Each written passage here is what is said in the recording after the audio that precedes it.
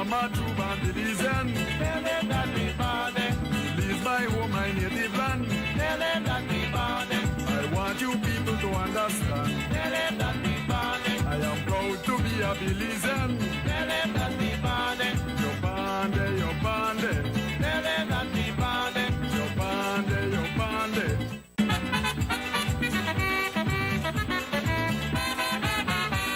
I am a true born Belizean. Tell them that we born there. Belize my home, my native land. Tell them that we born there. I want you people to understand. Tell them that we born there. I am proud to be a Belizean. Tell them that we born there. You're born there, you're born there. Tell them that we born there. You're born there, you're born. And greetings. Welcome again to another episode of Naval String Connections, the Belizean Diaspora show in the Belizean Diaspora, coming to you live on XTV. This is an XTV production. I'm Bilal Morris with my host and co-host and all hostess. I keep on saying host, and it's hostess, Aria. Oh, so that we don't You never- have to sexualize it. You never corrected me. You never corrected me. It's like, what? No, she was running for 4 years and she never corrected me, Paul. Never. Hostess, Mrs. ARIA Lightfoot, on the scene, live out of Chicago. Not Orlando, Florida anymore, you know. The Tampa. gal is shy, tongue gal no. Okay. And we have today a very important show.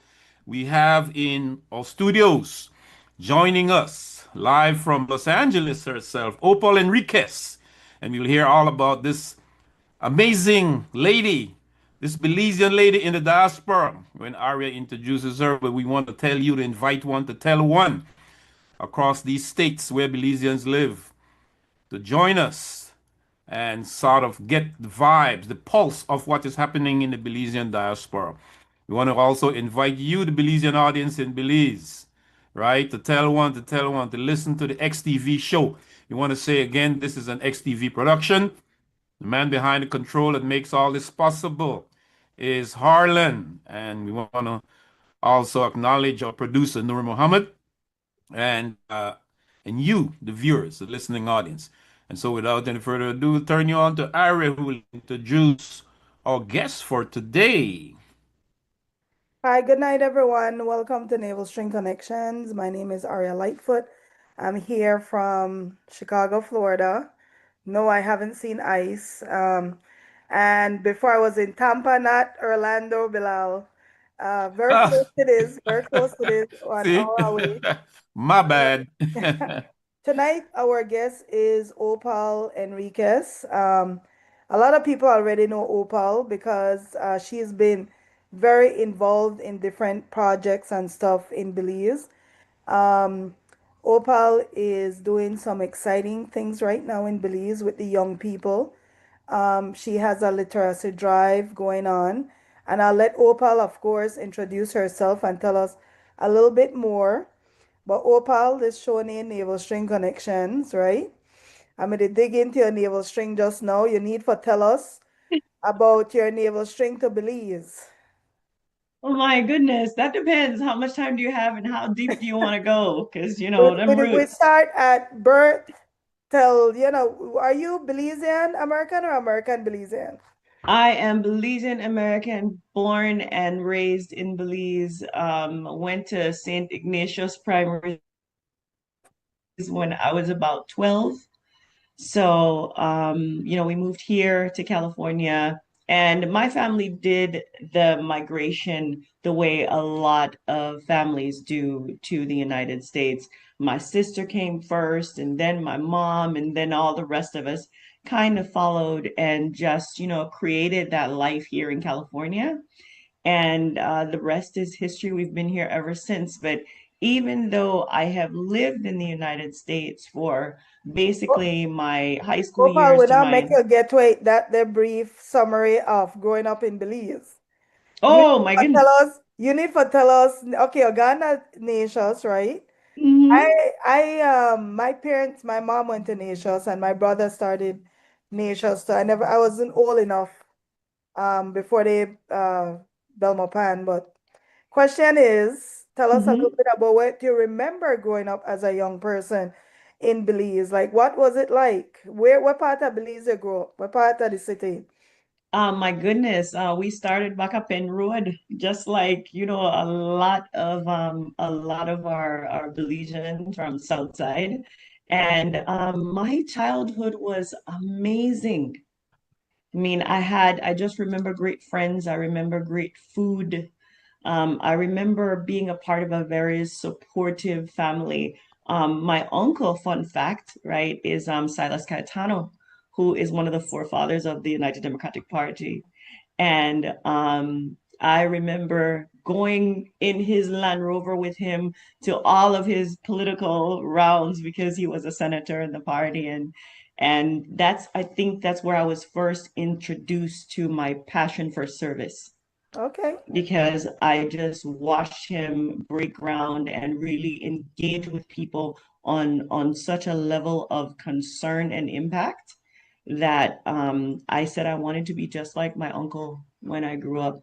So I think that's what I remember most is I remember his vision and his leadership, and of course, walking in my rubber boots in the rain, going home from school, and I remember how passionate my teachers were. And I think that's what ignited my desire to give back and my passion for literacy. I had a teacher. Oh, wait, I'm missing something very important. My principal was Joseph Bradley's mother, Oh, Mrs. nice. Bradley. Okay. And she always held me to such a high standard. I still feared for that lady somehow.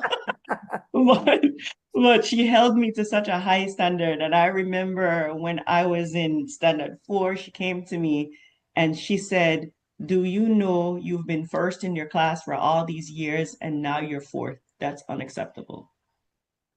And I will never forget that. So I have held myself to that standard since then. Nice. But she, between her and my uncle, they, lit this fire in me just for a passion for literacy and the importance of education and making sure that children had what they needed.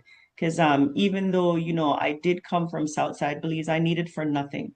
I had Right. all the guidance, I had all the tools, I had all the resources, and, such a supportive and caring family. I think that's what I remember most, aside from everything else that is amazing about my country. So even now, I say that I don't live in the United States. I live back home because all of us have our own places in Right. Belize. And I have 9 siblings. So I've got a brother who has a place in Cayo, a sister with a place in Corozal. I have a place in the city.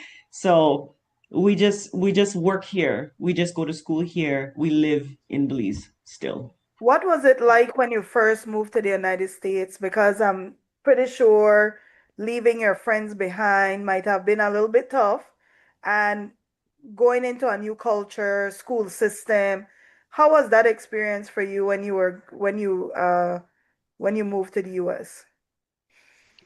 Wow. It was culture shock, to say the least. I think what struck me the most was the way children talk to adults. I heard my nephew called his little friend's dad by his first name. And that was just culture shock for me. I said, my mom would have boxed out my teeth if I did that.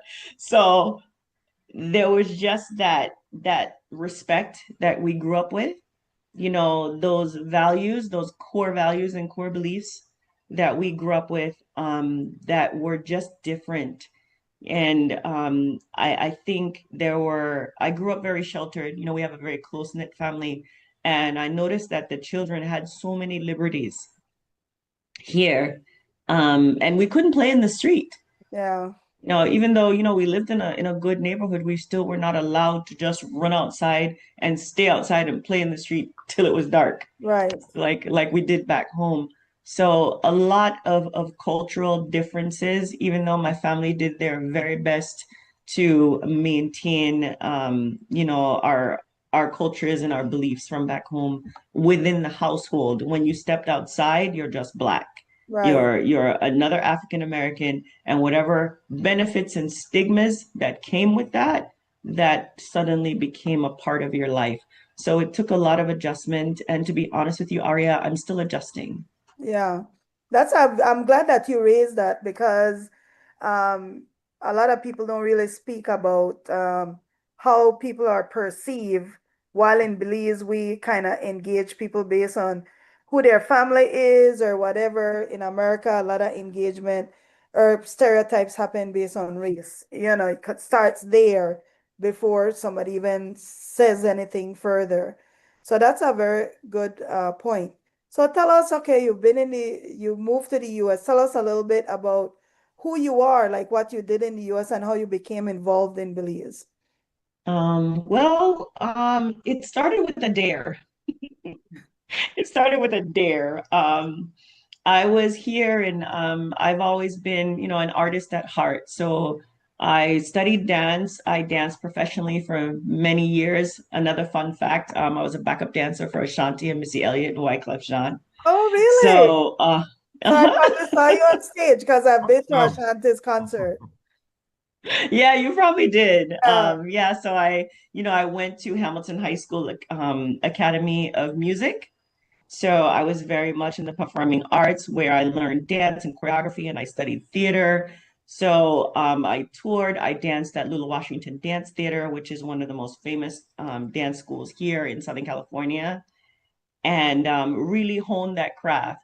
So back to the dare story, my girlfriends and I went to a pageant. It was like one of those little LA-based pageants.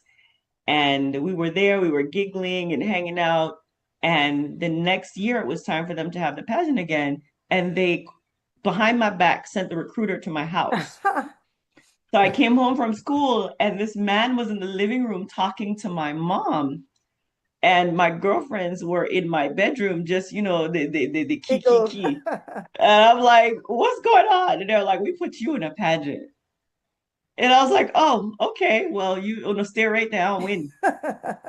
So I won that pageant. That was actually, I think it's Queen of Sports. I won that. And then after that, I won Miss Belize, California. And then I won Miss Caribbean, California. And I won I was first runner up for Miss Costa Maya and I won Miss Pan American, which I'm the only Belizean to have won that pageant in its 40-year Oh, history. oh wow. Okay. So that kind of, started my trips back to Belize because I would go participate in the tent parade and things like that. And while I was doing that, I really started paying attention to the things that were going on. And I think my philanthropic work starts with the fact that I get really mad about stuff, and I'm not the type of person to get mad and stay quiet. Right.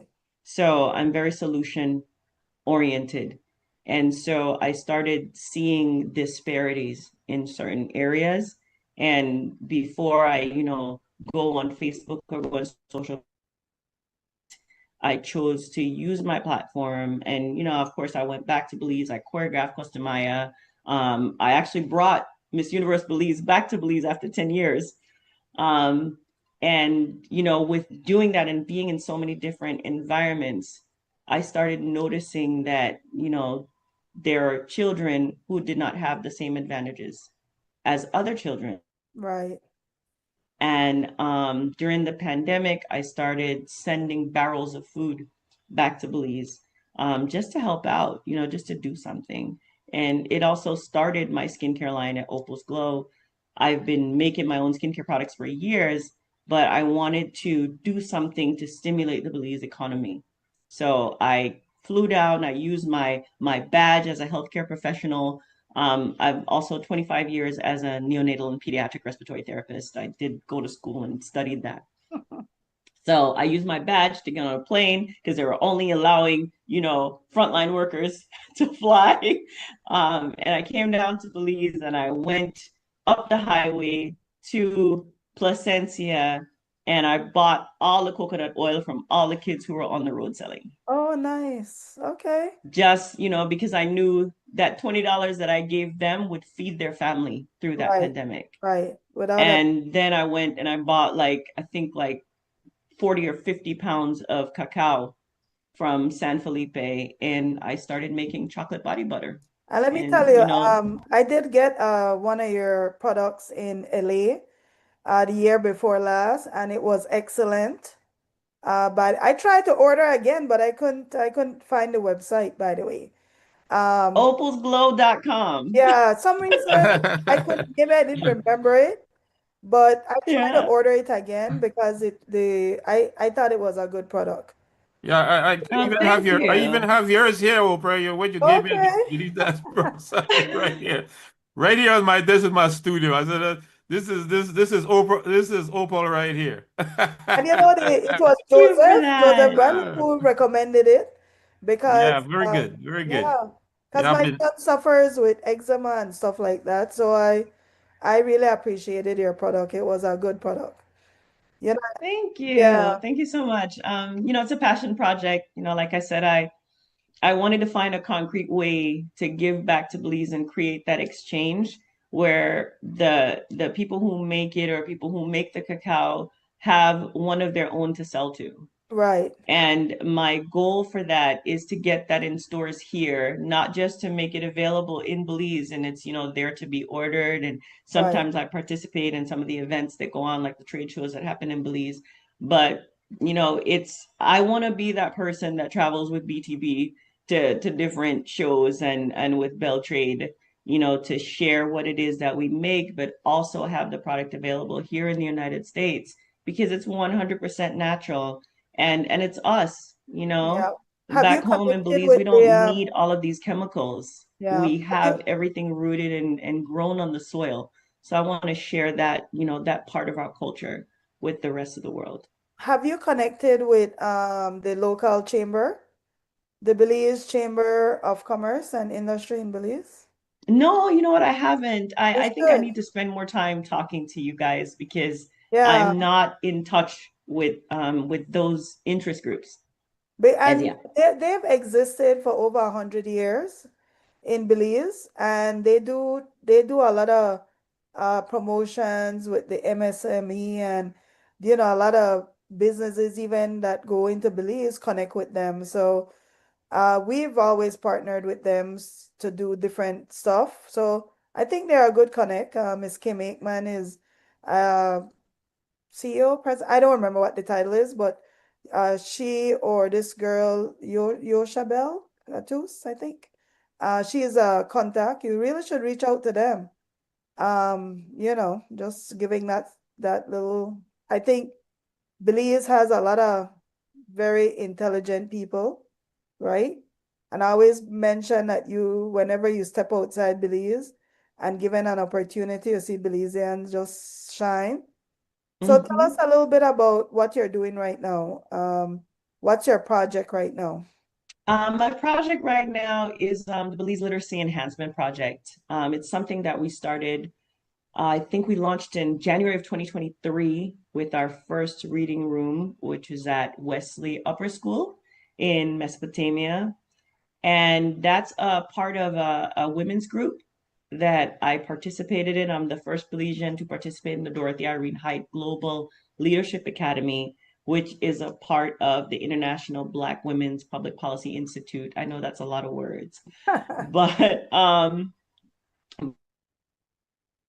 policy making group that we have boots on the ground. So we have reading rooms in Ghana, we have one in the Bahamas, but we go throughout the globe doing programs and setting up initiatives that enhance the lives of women and children all over the world, and mostly in lesser affluent communities of Black and Brown people.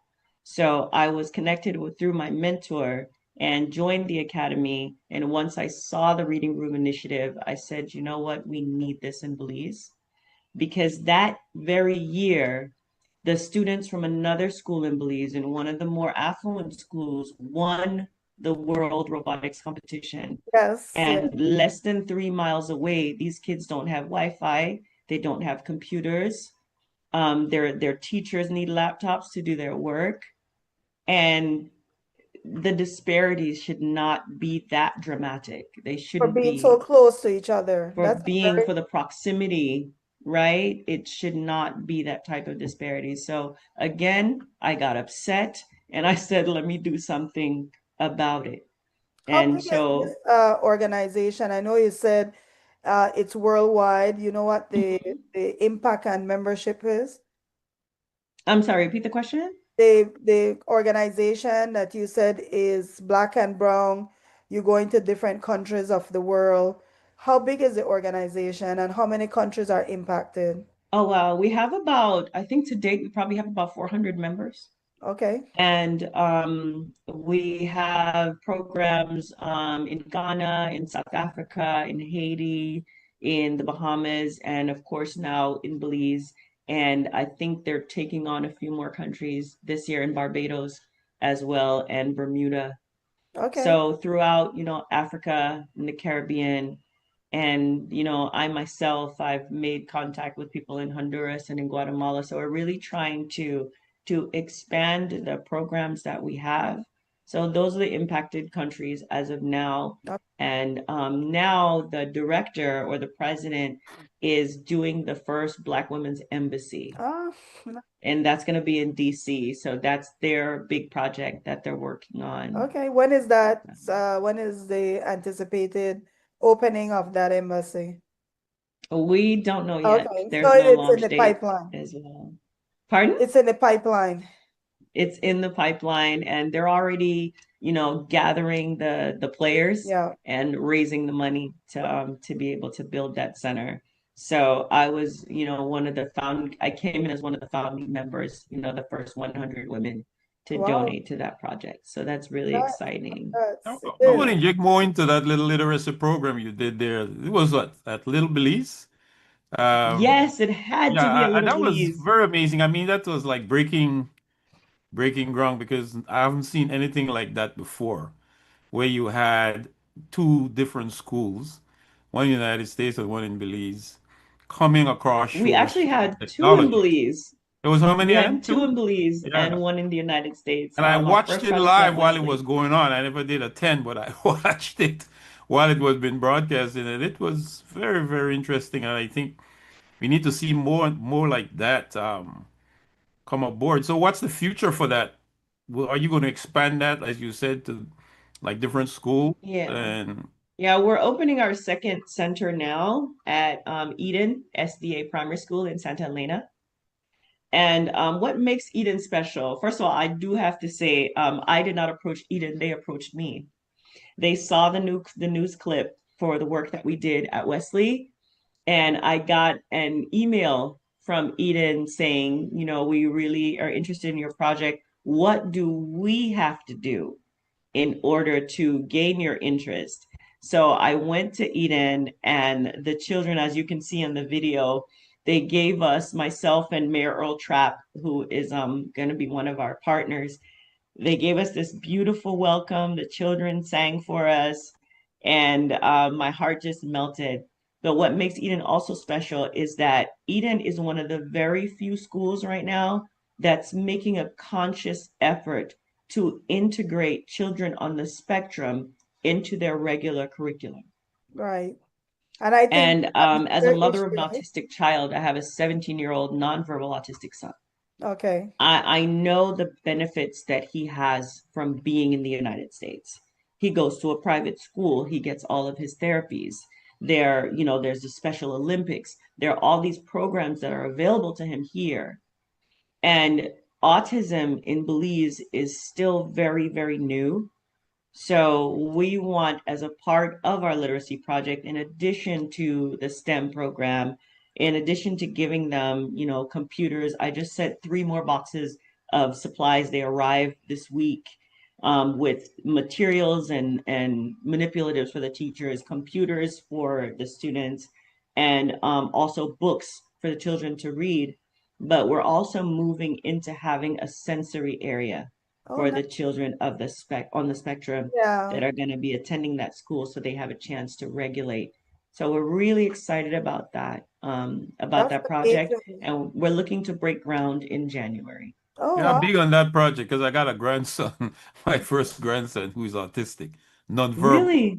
And it's very interesting for me because he teaches me a whole lot of stuff that I think I did. I think I know it all, but he's like, he's very interesting in terms of his brother. He's younger than him, and so I'm with them. They spend all their weekends with me, and so It is interesting as I saw you promoting, that educational literacy program for children with special needs. Hmm. I reflected on my own grandson and my kind of communication with him because having to have a nonverbal, uh, uh, person in your family, it is very interesting. And I remember in Belize, I've seen a lot of people like that. But in Belize, Hmm. we never knew what autism was, and we were used to hear all these horror stories from people who their children grew up to be grown men and women. And people used to bring a whole lot of spooky stuff to them about, oh, somebody did this to your child and that. Your child. I remember one lady told me she went to the doctor, and like I said, no, it's nothing like that. Your child has autism, you know. Yeah. And so we are still very in the dark in Belize. And my mind run on that little boy who walked out of Stella Morris and just walk right into that. And when I realized that you have a son, you are a mother yourself of that, I realized that that is a great degree of empowerment that you're bringing, not only here in the United States, but you're crossing borders into your home country and trying to make a difference there. That was very powerful. Yeah. Yeah, It's thank you for that. It hits home. I mean, obviously, because my son is autistic, but when I heard that story of Gabriel, my child elopes all the time. Matter of fact, he had his first police car ride when he was 7 years old oh wow. because I was taking too long getting dressed and he wanted to go to Chipotle. So he left the house. And of course, again, I live in America. So when you call and you say that you have a child who has autism, they dispatched 7 squad cars and a helicopter to find him within 10 Wow. minutes. And they found that little boy at Chipotle, put him in a squad car, and drove him home. But he knew where he was going, They did because they're smarter than we are. Yeah, yeah. They're smarter than we are. And, I always tell people if you can overcome your ignorance and humble yourself and accept the fact that this child might not communicate the way you do, but it's because his brain fires quicker than yours.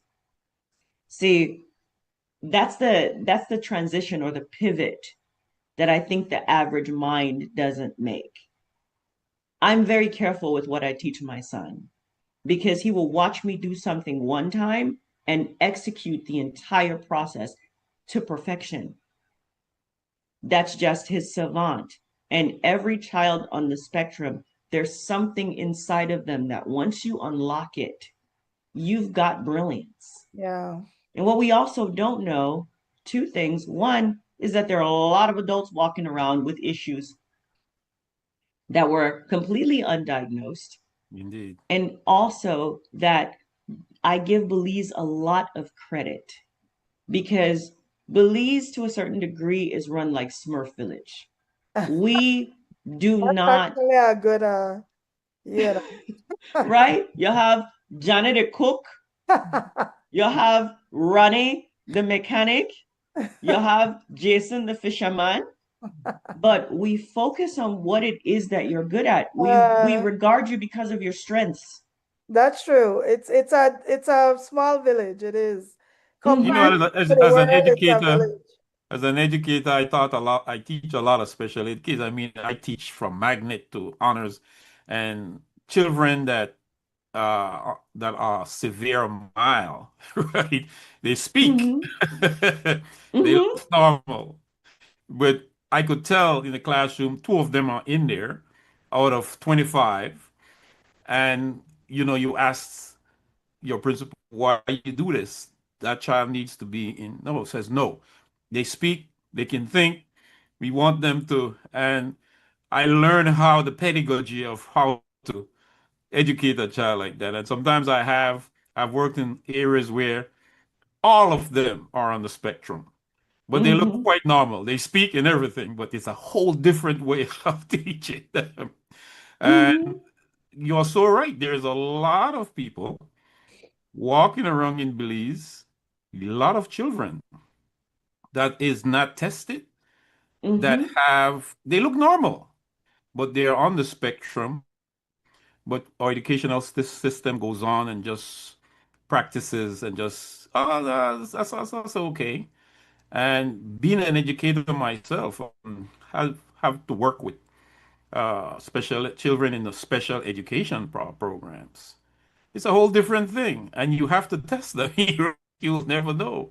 And so for me, that was interesting to see that program that you're doing, that you're bringing not only to um, children who can read, but children who are on the spectrum, though they speak and everything, but they may be an eighth grader and Mm-hmm. reading at the third grade level, right? That's when you realize that they're on the spectrum. And so that reading, that literacy thing is so very, very, very, very important. It's very, Hannah, very Yeah, is it important. it is. It possible absolutely is. to show the video right now? Yes. Yeah, because it would be good to show the video. It's 2 Yes, minutes, I indeed. believe. Mm-hmm. I hope Harlan is hearing us. Alan, you're there. Can you pull it up? Good afternoon. Welcome to Eden. We hope you enjoy your tour. The students at Wesley Upper School now have a well-equipped reading room where they will be able to get lost in the pages of fantasy novels or sharpen their knowledge of Belizean history. The school previously had a room that was a designated reading area. However, despite the sign, it was used for storage, and the rotting ceiling was riddled with mold. We wanted to create a safe environment. We wanted to create a cool environment. We added air conditioning, a place where they can feel secure in reading. We wanted to make sure the roof was intact because everything inside the room, starts with the rain coming in, and we want to keep it safe. So we added the computers, and of course, we wanted to give them new books. We have students who come to us at 9 or older and they don't know how to read. When Opal and her team came to us and they presented that they wanted an enhancement area, we sat down and I said, you know what, this is a dream intertwined. We need an enhancement area, but we also need a safe space where we can teach students how to read. So yes, we welcome the books, the computers and everything, but we also ask them to please support us with materials to teach reading.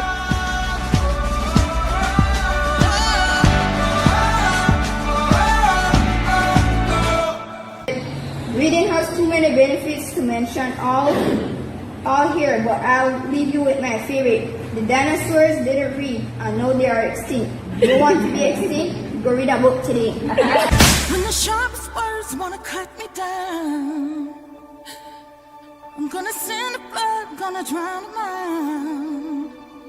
This is brave, this is bruised, this is who I'm meant to be, this is me.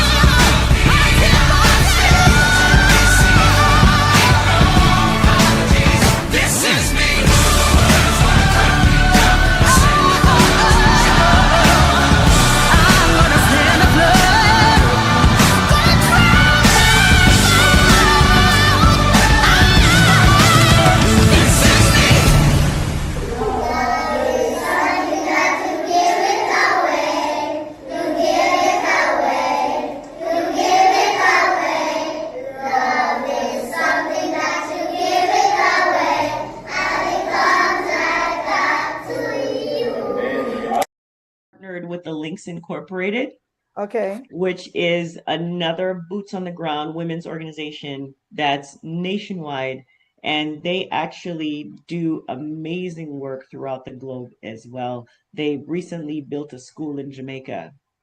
So what's important to us in this project, myself as the president of the Foundation of American Belizean, the Links Incorporated, the girls from the Academy, part of this project is, unlike a lot of people who do projects in different countries, this is not just a drop and run for us.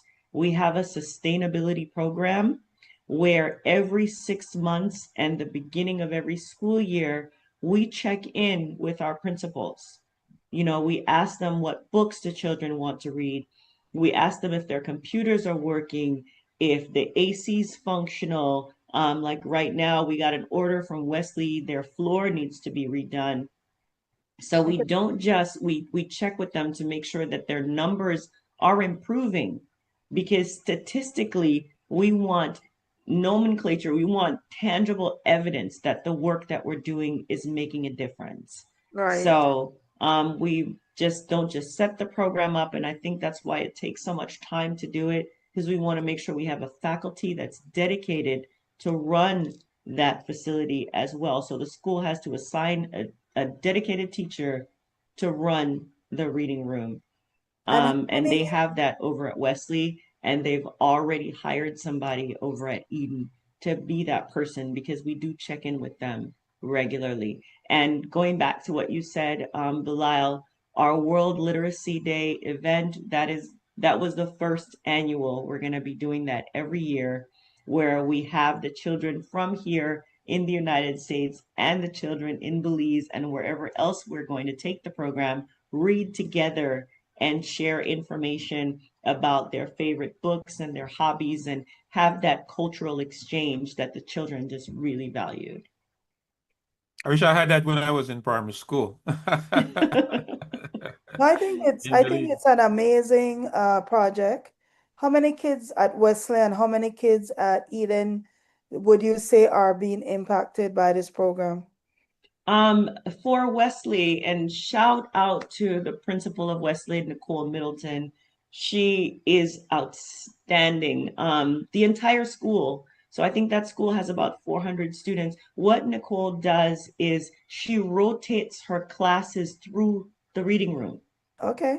So they have like, I guess 45 minutes to an hour, like a class period, that they actually go into the room, and they have a book club after school, and the students are allowed to do their projects on the computers in the facility as well. So she holds her staff meetings in there because it's the coolest room in the school. Yeah. And it's the one with the AC. So Yeah. that's where she has her staff meetings. And it's really become a sanctuary for the children in the school. I went there to visit last year. It was a Friday afternoon, about maybe 4 o'clock, and there were students in the room reading and using the Wow. computers. And she said, Opal, this is Mesopotamia. These kids could be on the street, Yes, but they without a choose doubt. to be here educating themselves. That's the impact of what it is that we've built.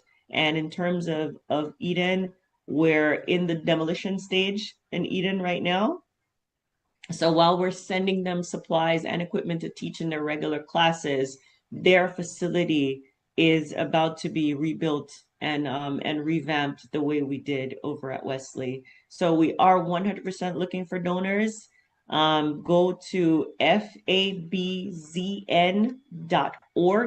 That's Foundation of American Belizeans.org, and click donate now to donate to the project. And let me tell you something, when it comes to donating to Belize, because I know that is also stigmatized, those kids get everything we send to them. Because That's if very I'm important. not personally on the ground to receive it and distribute it myself, we have the incomparable Miss Karen Vernon. You can't mess with KV. Shout out to Kivi. She's our logistics coordinator. She ensures that everything is delivered to where it's supposed to go. Awesome. So, It seems to me, though, and these projects are wonderful, but it seems that Belizeans abroad are doing a lot, especially in the education field. Recently, we had Restore Belize that was on our show, and every so often we meet other groups that are doing very powerful programs.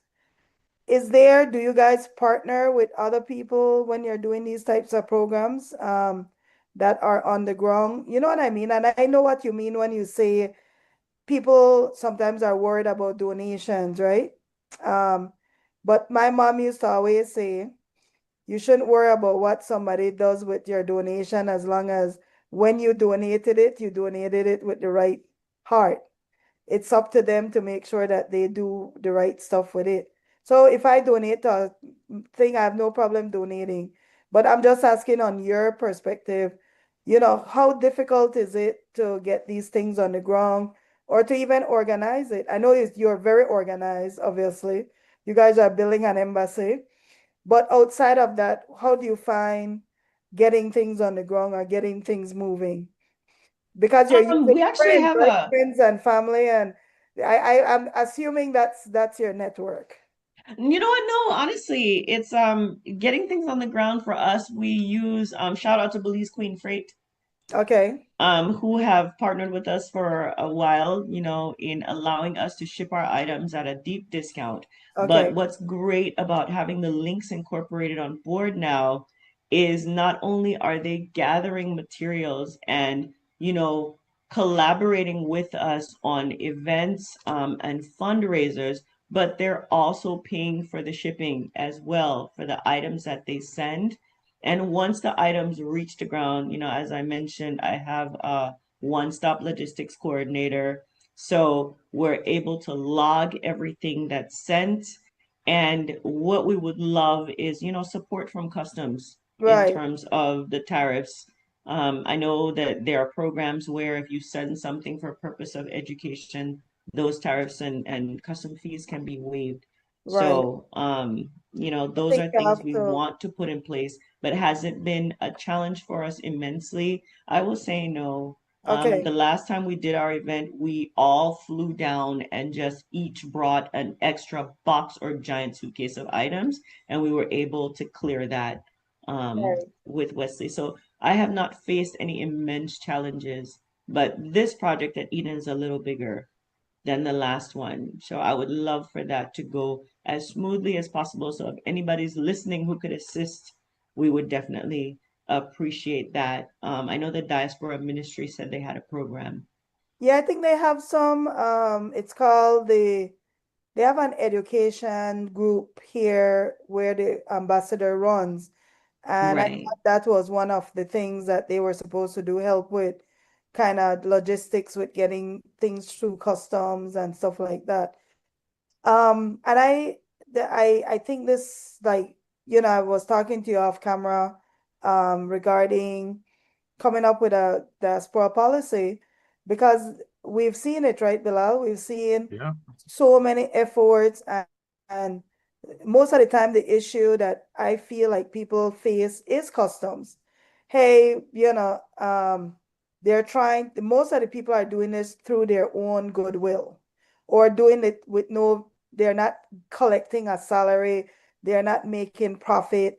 And so a lot of stuff that they do is they want to, they're committed, but then when they get, there's certain difficulties with getting things, the shipping, and shout out to your shipping company. I know the one in Florida also helped the organization a lot with discounts.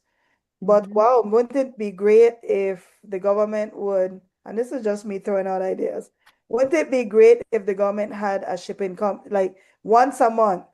If you want to Hmm. donate anything, you take it through this type of shipping type stuff so that you're doing. Or more than that, make um philanthropic work and work like what Opal on her organization is doing duty free.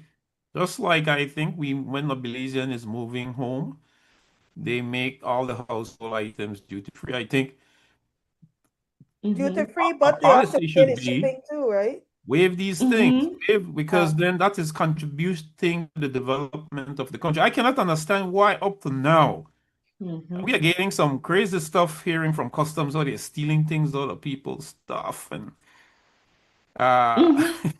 the shipping company say no we the custom officer they take their thing out of the people box.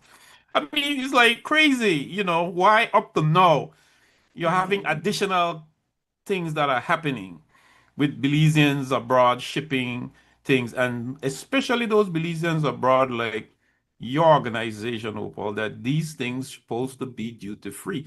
These things are coming in to contribute to educational development, Hmm. and that by itself is developing the country.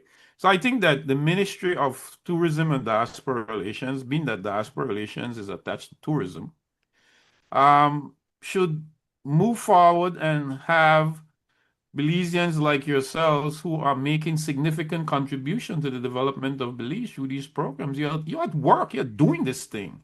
You can hear a lot of people talking, but then there's nothing going on. You're doing this, and for you to be having to pay for items coming in that is contributing to the educational sector, I don't think that should be the case at all. I think that things like that should be waived. And I'm saying, speaking directly to the Ministry of Tourism and Diaspora Relations, No, that it's true. It the sounds a purpose little of this show counterintuitive, is doesn't it? to showcase Well, Yeah. people I would like hope you they'd go that are beyond doing these duty things. free. But I Yeah. think that they can afford yeah, a whole container, and if you can get your space in there, and it's education or donation related for the government and the people of Belize, they should offer the shipping part also.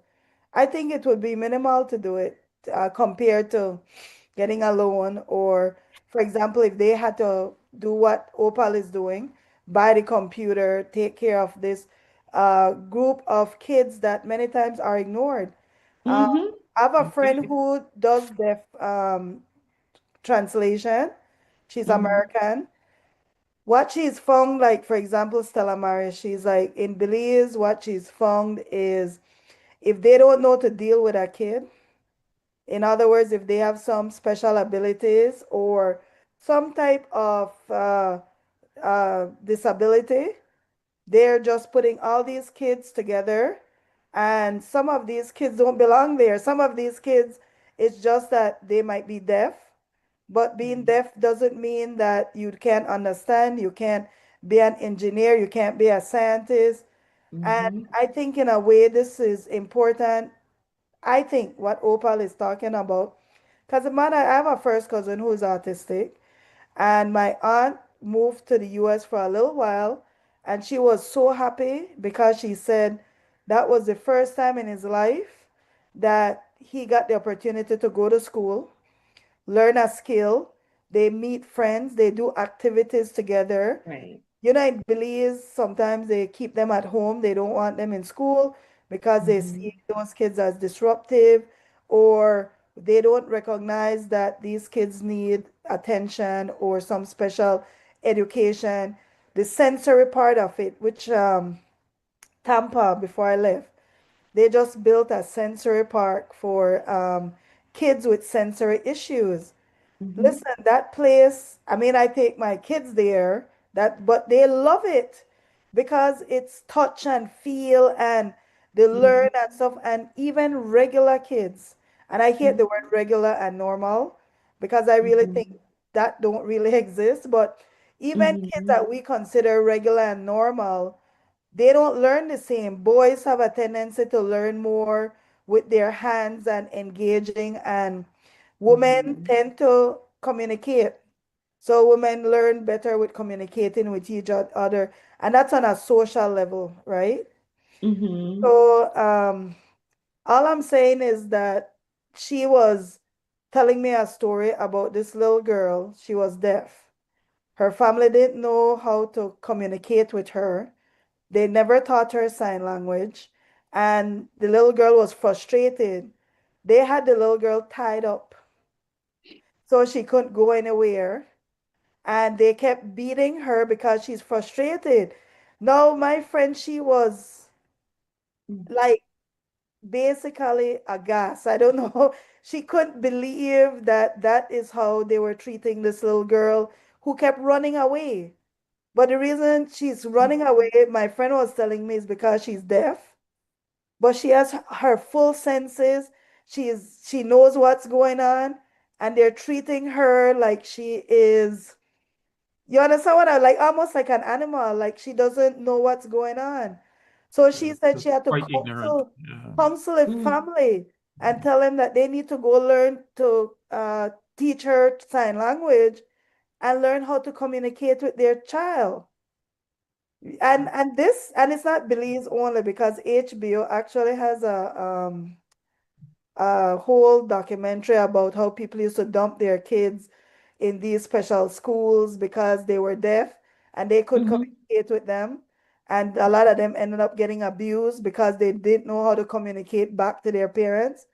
So, communication, right? You mentioned it that your son, you have to be careful because his memory level is on a whole different level than us. He Mm-hmm. communicates differently than we communicate. And Mm-hmm. because we don't understand how he communicates, we kind of ostracize and put them into a category. And we're saying, well, this is the only way we know how to communicate because this is all we've studied. And so we don't understand, so we come up with names, but people Mm-hmm. communicate differently. I mean, people, And to add to that, I had 20 boys at Jordan High School, Mm-hmm. right? They walk into the classroom, they're ninth graders. I'm teaching them math. They're ninth graders, but they're reading at a full third grade level. You can give them a book and say, read problem number. No. But if you show them, they get it. And yeah. all of those boys there, I had 20 of them, and two of them are engineers today. You can't just write these kids off. I remember the first day I walked in the classroom, they were gambling in there. Love it. So, Yeah. yeah, I'm walking in like Cindy Poitier, the sir in love with my briefcase, like, yeah, I'm making a difference. They don't have no bags. They're straight from the projects, Yeah. Jordan Towns, okay? But you have to, there are ways in terms of people write people off. Like, oh, if you'd walk up in there, like, no, they are special needs. You see what I'm saying? They're a severe disability. They can speak, they just can't read well. But if they're visual learners, and a lot of children on the spectrum are like that. I tell you, that's what I had. You can't put them among girls. There's 20 of them in one classroom intervention, but there are you just can't write them off. You have to. They are able to become productive citizens of society, and two did. Two did. I mean, I had to learn how to do it.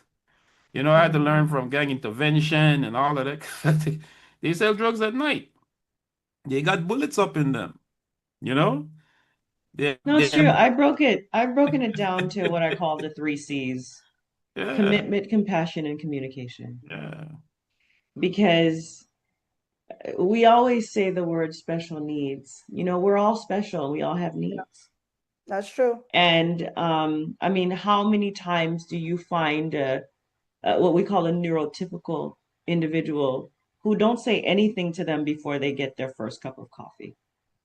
Or, we've got people who are walking around the city who you can't talk to them before they smoke their weed. Yeah. So, yeah. we just have to identify what that need is. And that's for everybody. If I don't sleep, don't bother me. I need my 8 hours, not just for aesthetic purposes, but because I'm impaired if I don't get it. Yeah. I'm the coffee So, person. exactly. So, when it comes to a child who does not have the voice, we have to be the voice for the voiceless. But it takes your ability to overcome their disability. You're able, and we're the ones who have to pivot, not them. God made them that way. But God gave us the discernment to identify that this person needs more. So I don't think anything is wrong with children who are different, who are not neurotypical. I Right. think something's wrong with society. Society. We're the ones who have to acclimate. We're the ones who have to go that extra step to reach into their world and find out what they need because we have the access and the ability to communicate to someone else that that person has a need that's not being met. So the onus is on us. And oftentimes we put the responsibility on them. You have to learn how to read this. You have to learn how to do this. You have to shut your child up in church because somebody up there who thinks they're more important is trying to pray. No, they're not. God says, whatever you do to the least of my brother, you do unto me. Right.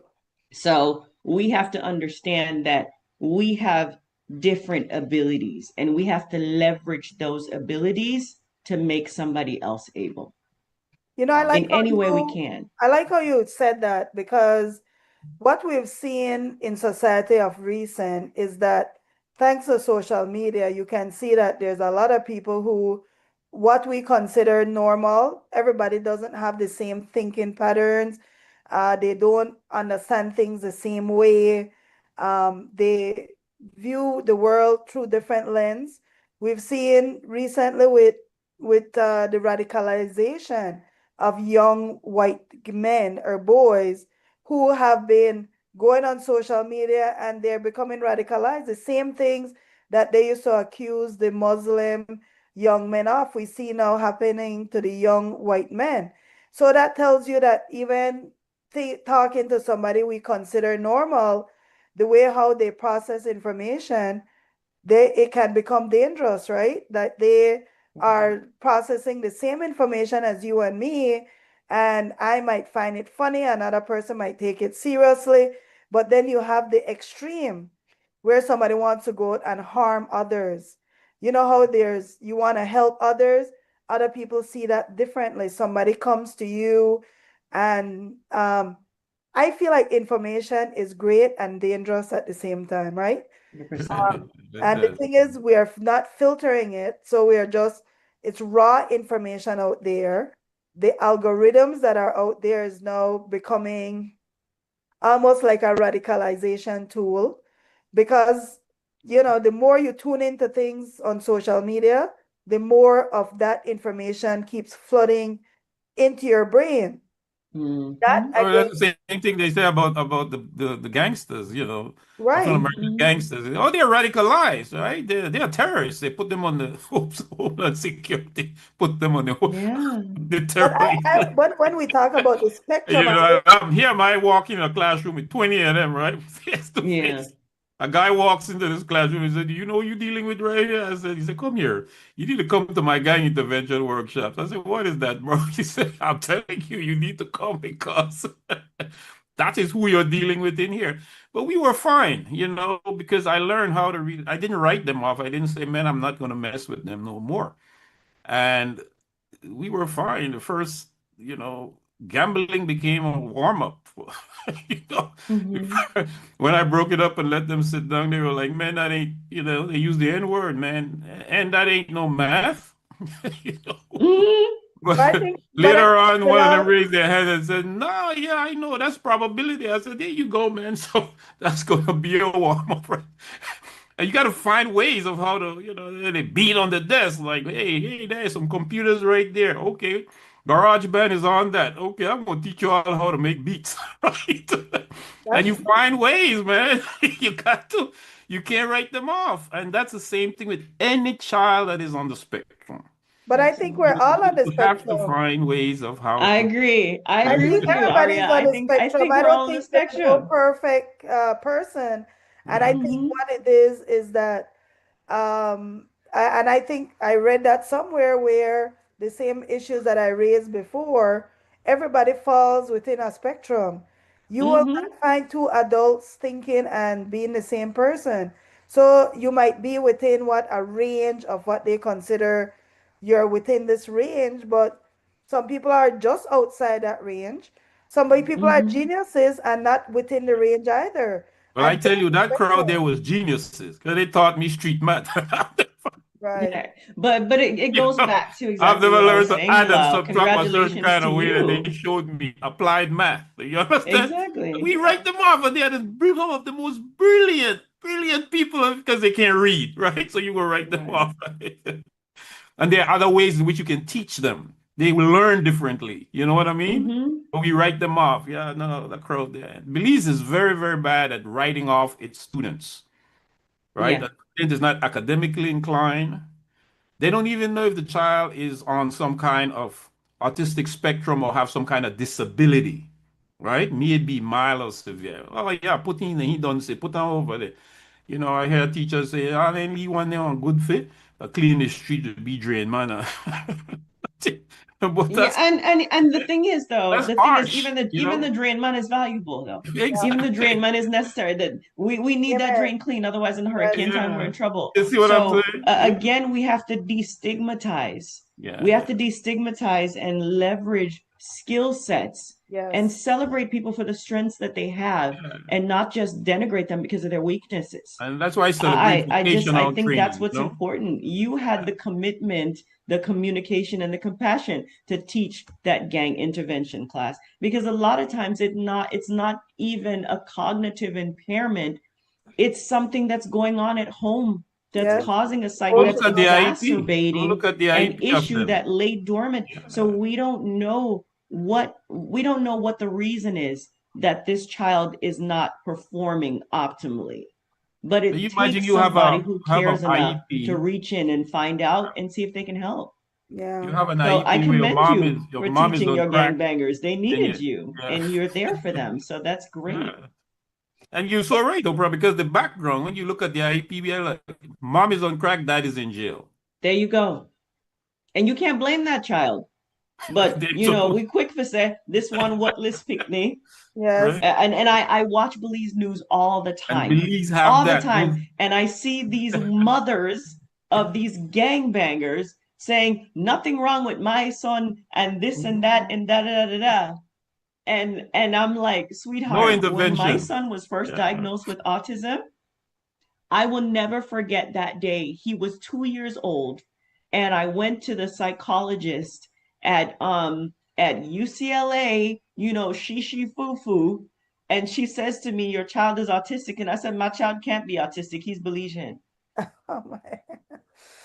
That was my profound ignorance, Right? You Yeah. right? denied. You But were living I in the denial. complete Yeah. denial. I did not accept it. And it took my music teacher sitting me down and saying to me, Opal, you need to educate yourself because this is real. Statistics are showing that 1 in 31 children will be diagnosed with autism before the end of this year. 1 in 31. It used to be 1 in 10,000. Wow. So you wonder if it's something in the water. The food. I'm not gonna push the Tylenol agenda that our the orange man is trying to push. I'm not gonna say that because he's trying to guilt these parents into thinking Right. that it's their fault. Right. And I can't wait for that class action lawsuit long as they give me my money.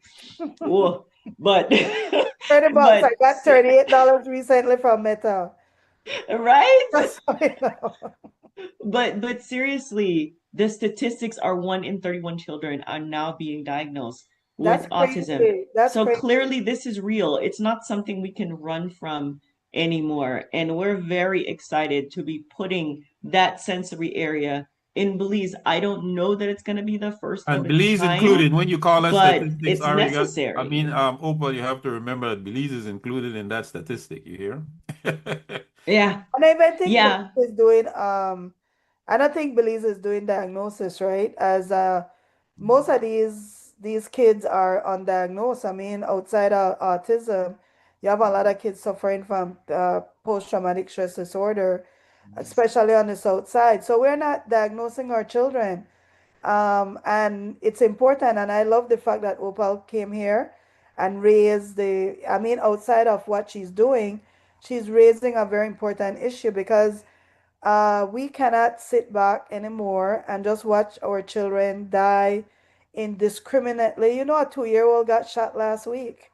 The Yeah, news sorry. barely covered it.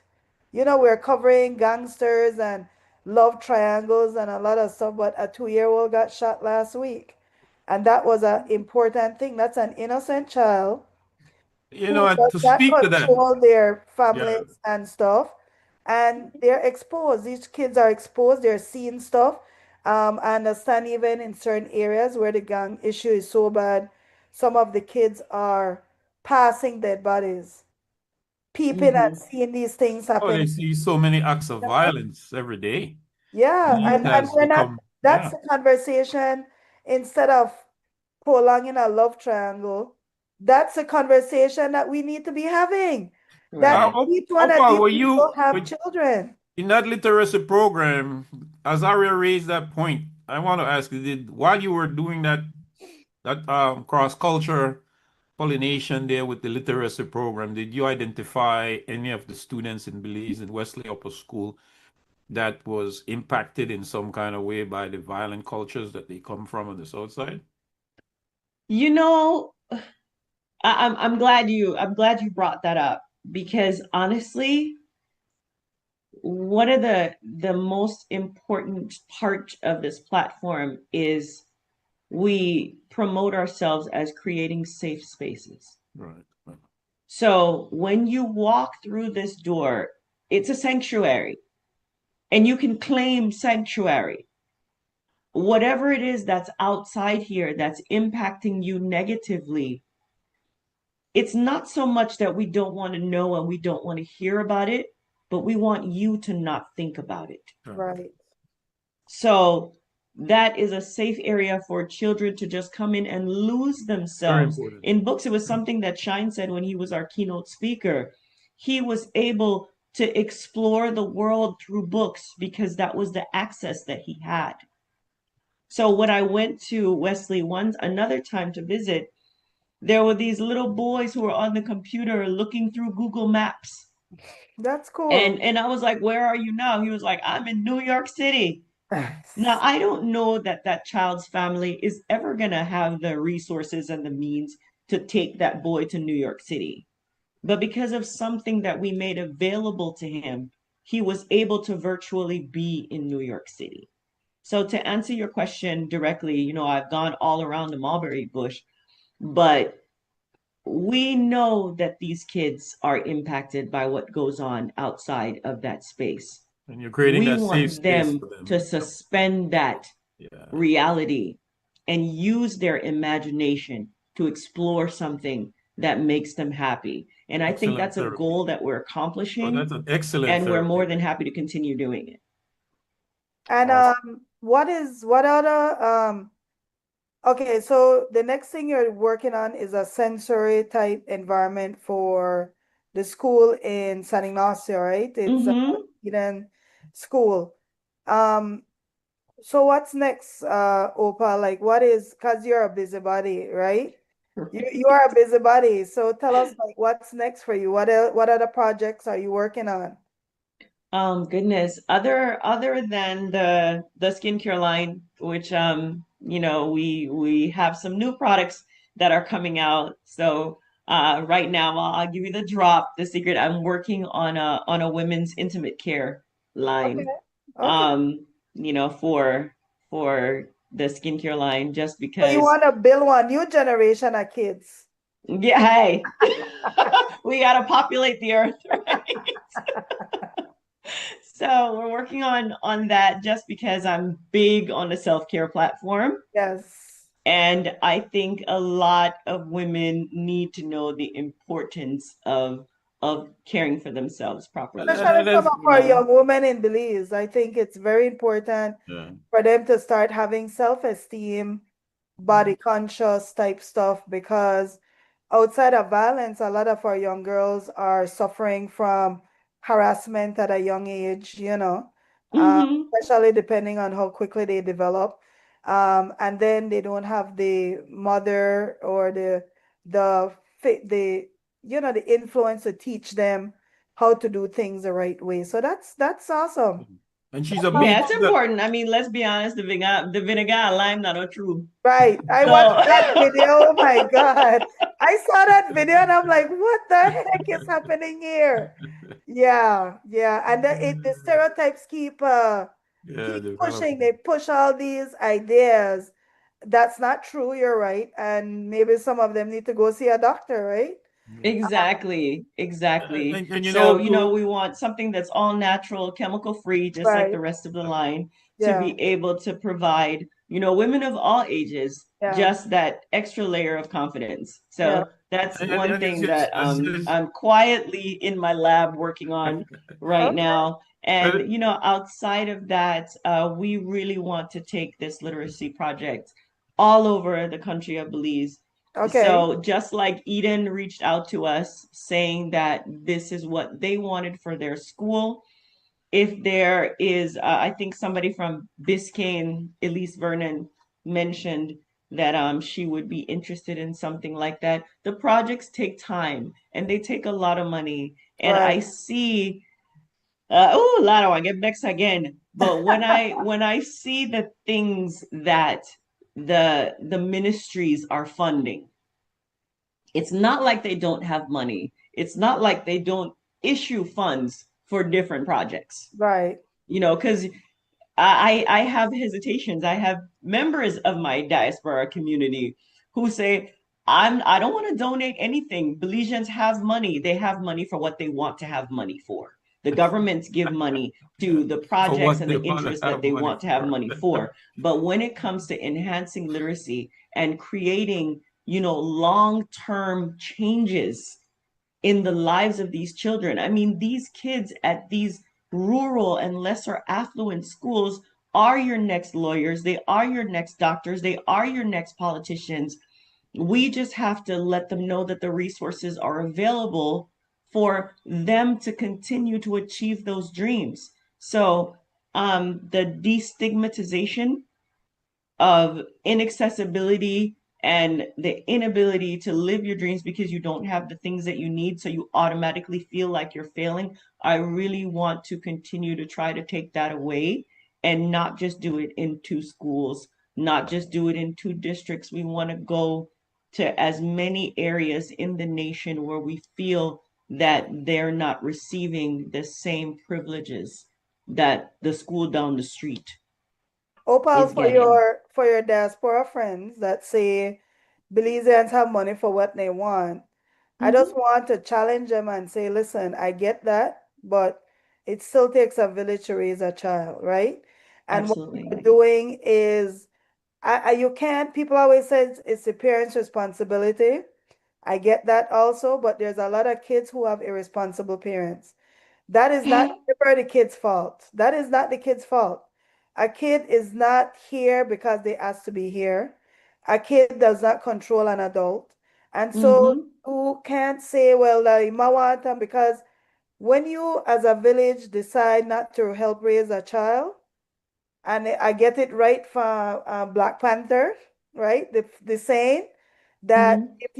if you ignore that child, they'll come back down and burn down the village. Come on. That's what's going to happen. And we're seeing it happening in Belize right now. We're seeing a sector of young men who otherwise probably would be very productive, because Right. some of them are very, like I always tell people, some of them are very entrepreneurial. They run a whole drug business, they run a whole gang, they do all this stuff, but they're not trained to do anything else, right? Right. And so when you see one generation, I know that generation is negatively impacting your community. To me, those are the people, and I'm a believer in God. I know people like ask me that question.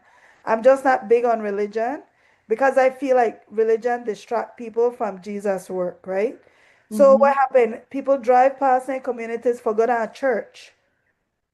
When Jesus supposed to live within you, Come on. where you can't save everybody, but the kid will live next door to you, or the kid you're passing every day, you could create an impact on just that one kid or two. And I Mm-hmm. know a lot of families do. So I'm not criticizing anybody for anything, because we do have a lot of Belizeans that care. We do have Mm-hmm. a lot of Belizeans that try to intervene, even at home.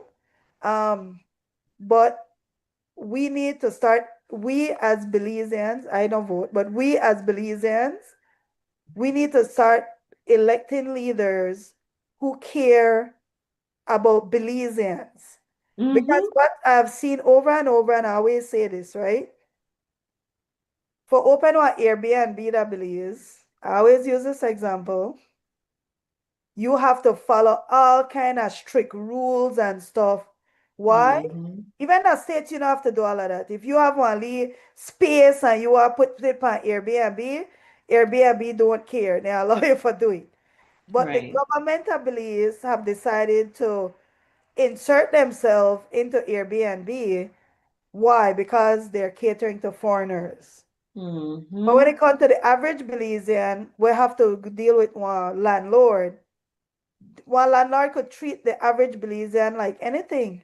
They could not have no roof, they could have nothing, and there's zero enforcement of quality of living for our Belizeans. And that's, to me, it starts with our kids too, right? We cannot be in a society watching our children fall apart. We can't. We can't glorify nonsense of Belize. And that goes to the media too. The media spends an incredible amount of time on tabloid level journalism. It's ridiculous. Then the serious issue is on the back end that's really not being discussed because we're focused on the sensationalism. I write a lot, and the reason I write a lot is just to inspire talk. Like I always see things, and sometimes I crack a joke about it because some people can get all emotional about those jokes.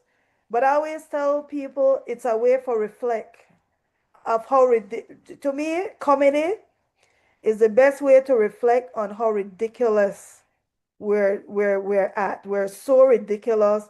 We are so focused on nonsense 24/7 that you have the opals of the world, you have the restore beliefs of the world.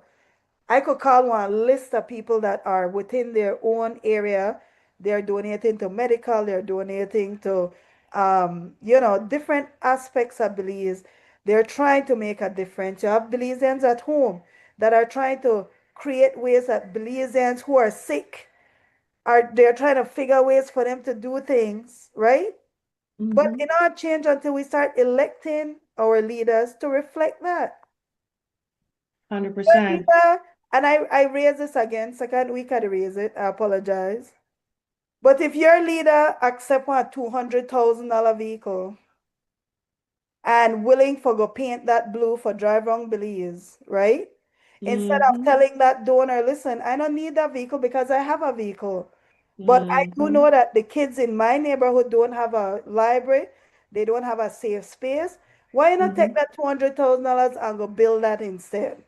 Exactly. But we are still profiling. We're acting like we're not a real country. We want to look good. We want to dress good. We want to wear fancy shoes. We want to do everything else but build one society of productive citizens. And our kids, I have a problem. This is me personally. I have a deep problem to see young black men being killed off with no sympathy for their lives. Right. No sympathy. It's a news item. It's sensationalized. You see the comedy that's, oh, haha, and this, and it's almost treated like you're dealing with an animal. No value to the life. The news story is over. We move on to the next tragedy that we look like we'll always try upend the other tragedy that happened before. Waiting for the next tragedy.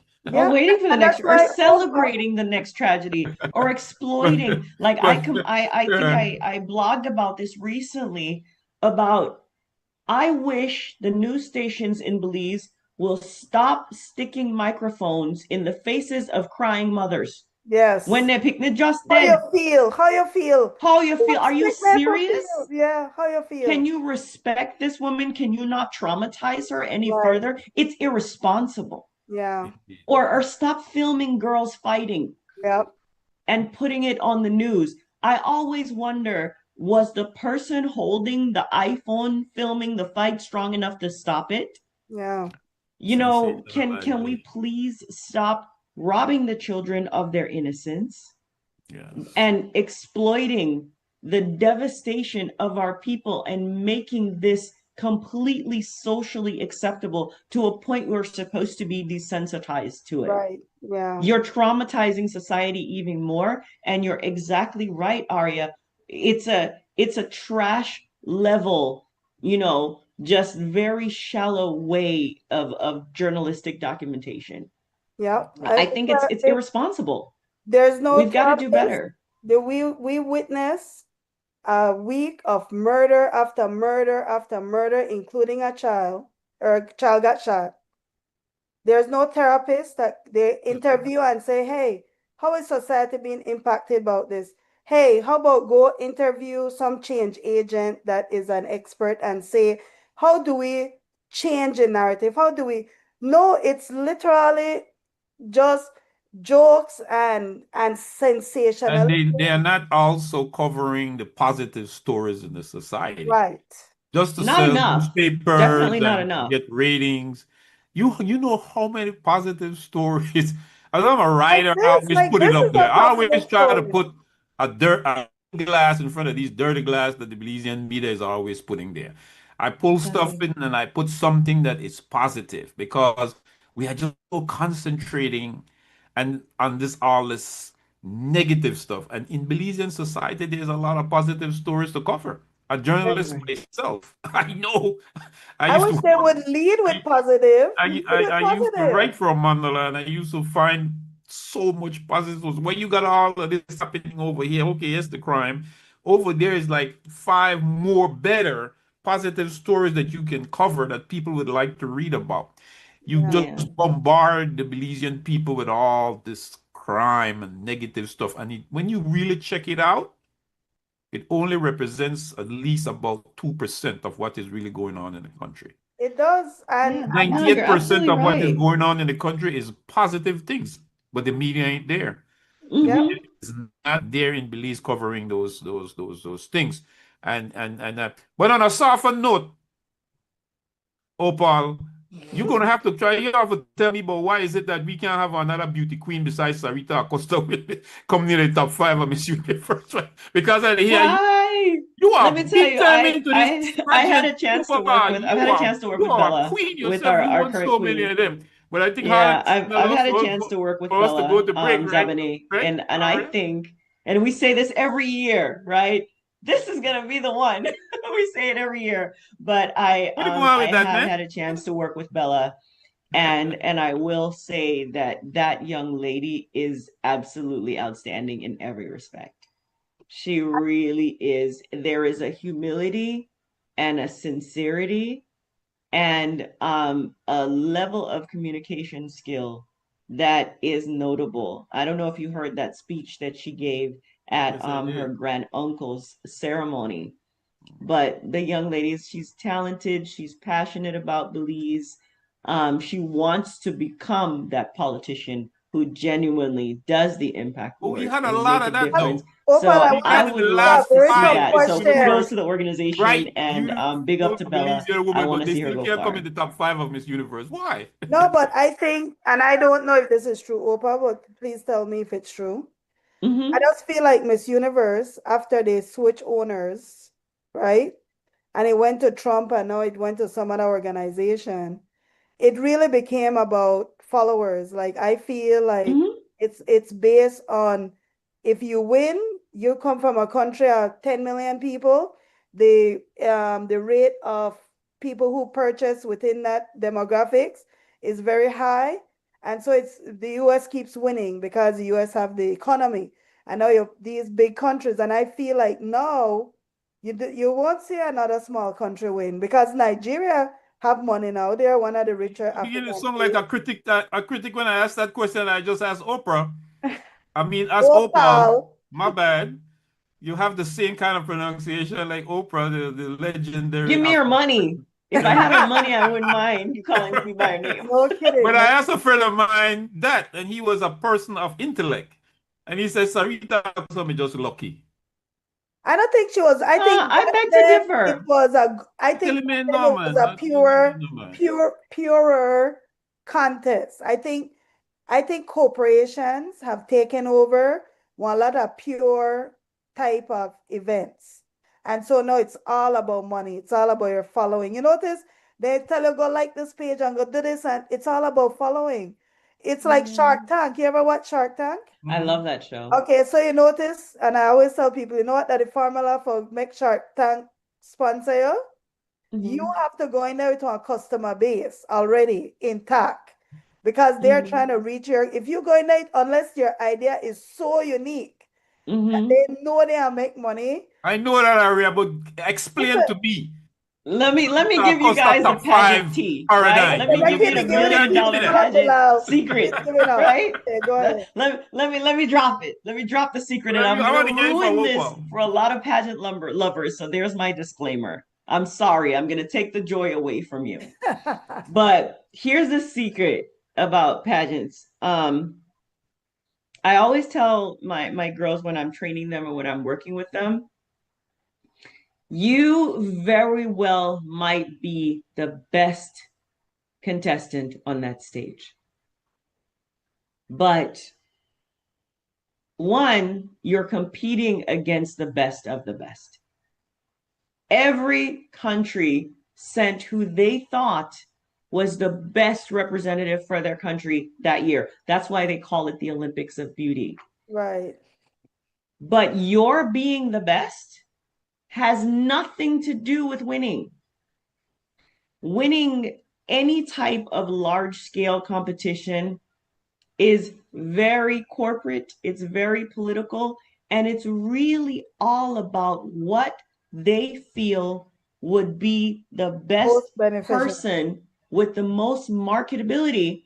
This part is important to push the agenda of the organization at that time. Amen. It has nothing to do with how outstanding or how amazing you are. They have an idea of what they want, and this can change year to year. Last year, they wanted somebody who could be the face of their skincare line. So the current winner, God bless her, I don't know if she can add 2 + 2. She's not the sharpest tool in the shed. But she's drop dead gorgeous. Skin. Her skin is flawless. Her hair is perfect. Her eyes are beautiful. She's a Barbie doll. Yeah. That is what they wanted to represent them for that year. So for this year, we have no idea what the agenda of the corporate and the investors and the funders and financiers of this pageant is. We don't know what they're plugging or what they're pushing. I think it's going to be All we can do is Hispanic. prepare our horse I think as it's going to best be we can. Hispanic. It's going to be Hispanic. It's going to be ICE related. It's going to be immigrant story related. I'm telling you, that's what it's going to And be. it might not. Sorry, It for could just be casting. somebody who represents that. But remember Immigrant this, story related. Miss Universe Wow. is no longer owned by the United States. Interesting. And that's why I'm saying. Miss Universe is not owned by the US anymore. but So the that's US why- agenda might not be the biggest. The US, But the Miss it's Universe not is the owned by an US, organization it's out of England. Thailand. England, listen, England had a protest. Germany just changed their citizenship process. It's going to be an immigrant related. Anyway, that's my opinion. That's your thoughts. Yes, We I will think see. it's going to be But that's the I don't, politics. so I couldn't tell you, Bilal, That's it. because I don't know what their It's agenda going to be is. a Yeah, Palestinian. okay, I got you. I got It's you, going to be a Opal. I Palestinian-based got you. person. Very much Going so. to I be got the you. world agenda. I didn't know it was so in depth because I thought, well, okay, this thing is on the base. And when I saw my own Belizean, and I always bigger up Sarita Acosta, that is like, why is it that you came in that top 5 and then the rest of them, and even pretty and you and him? This and my that, but they Lord. can't Sign of even the make- times. Sign of the times. That's what it was. Sarita was the best of the, she was among the best of the best for what they were looking for in that time period. Yep. You know, Miss How about Universe this? evolves with the times. So like you said, Aria, social media is a big deal right now. But one of the rumors I'm going to trump is, you know, all this vote for me and I get this many likes and the Filipino pageant bloggers say that you're the best. That has no influence over who wins. I agree. So I mean, it gives you attention and it helps you get sponsors. Yeah. It helps you get noticed, but it does not help you win. That's a lie. I agree. That's just propaganda. And the effectiveness that it has and the impact that it has on who takes the crown is not as impactful as they want you to think. Those bloggers who own like Missosology are Filipino boys with nothing to do.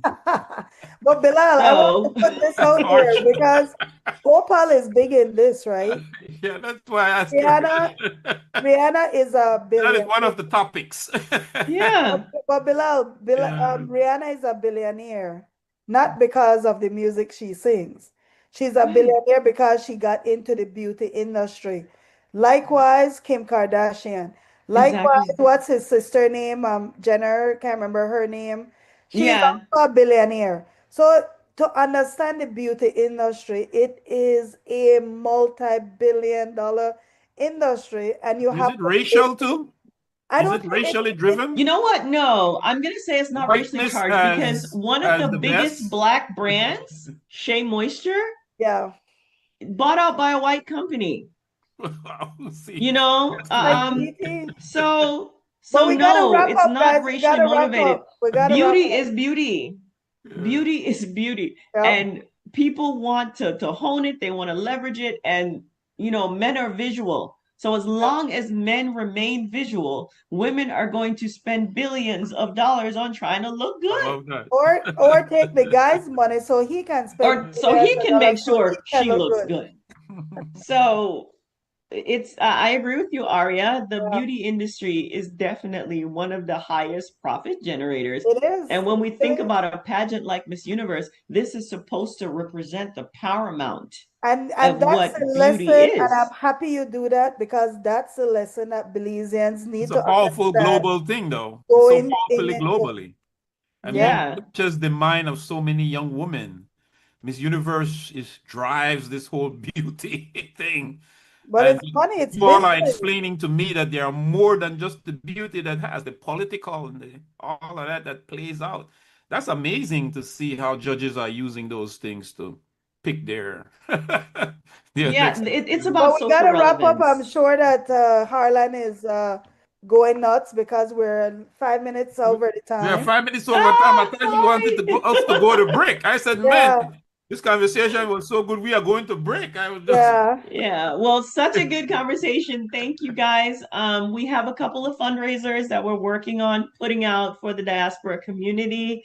I want to say shout out to our partners, to the Links Incorporated, who have really stepped up to assist us and be a relevant partner in this project. We're so grateful to have them. Shout out to LACC Preaching and Teaching Ministries and the Baptist Ministers Conference for helping us, to my partner, Rashad Rucker Trapp, who's the LA City Commissioner, to the girls from the Dorothy Irene High Global Leadership Academy, to Shine Barrow for giving us our first reading room in Mesopotamia, to Mayor Earl Trapp, and to everybody else who I did not mention. Oh, to Little Belize. If you ever come to Los Angeles, please go to Little Belize. They're one of our greatest supporters.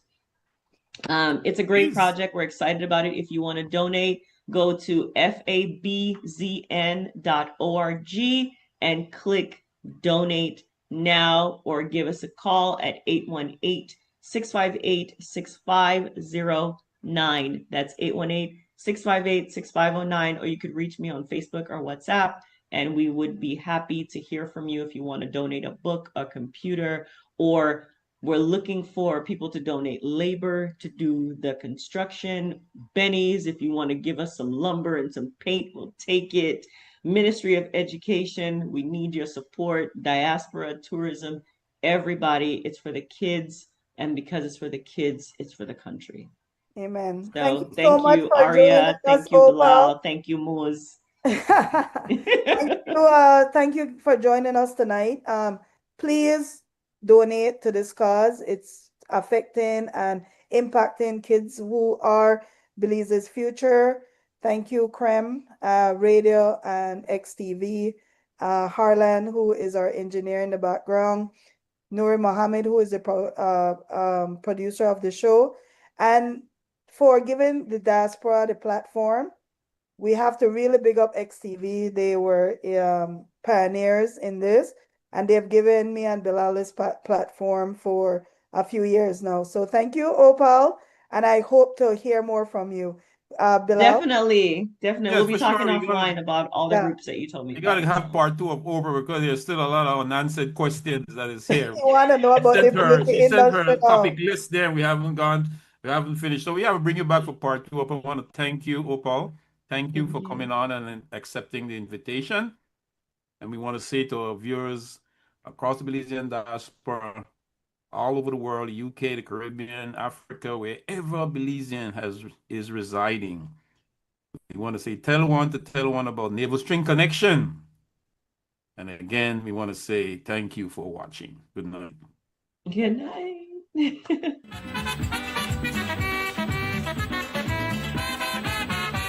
I am a true born Belizean. Tell them that we born them. Belize my home, my native land. Tell them that we born them. I want you people to understand. Tell them that we born them. I am proud to be a Belizean. Tell them that